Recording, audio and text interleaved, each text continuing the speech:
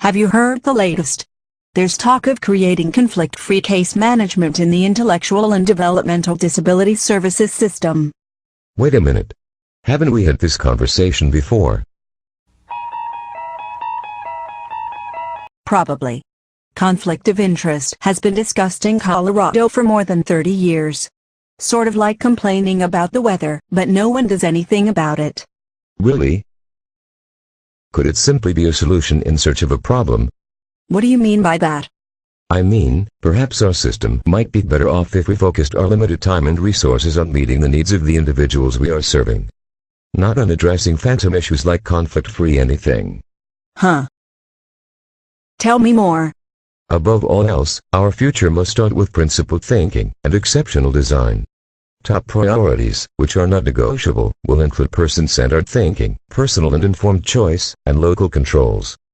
Then, we use technologies to advance these said principles. What happens to conflict-free case management? The issue simply goes away. Eligibility determination, individual assessment, and individual planning would be advanced by technology to ensure control is maintained as close to the individual as possible. For example, there are providers who are already doing this by using software for individual provider selection and service selection, so we know it is possible.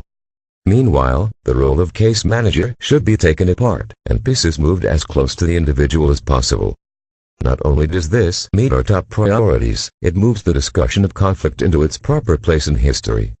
Some are suggesting that the way to deal with conflict-free case management is to move long-term life planning away from the individual, putting the planning in the hands of a disinterested party.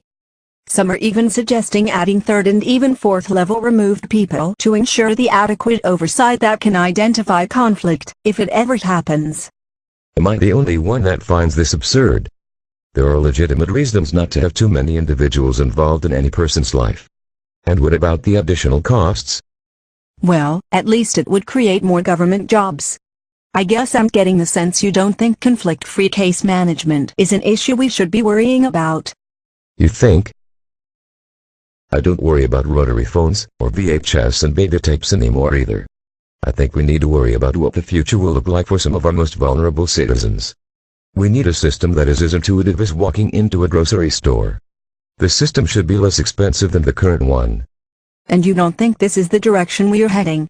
No, I do not. We have many government-formed committees out there right now that are tasked with planning the future of our system of human services. The makeup of the committees includes people rich in experience. Special caring people who have a strong focus on the past, bless their hearts. Shouldn't the preponderance of the committees include people who have a strong perspective on the technologies available today? And the ability to engage with those technologies? To say nothing of the technologies available 10 and 20 years from now. I mean, the stories are great, but we are building a system for 2025 and beyond. You mean like that blogger who writes this website? Isn't he a member of the committees? That is exactly the kind of person I am talking about. Can you really pay any attention to him? I mean, his stories are great, but does he know what will happen in 2025? Unlikely. Then again, what do I know?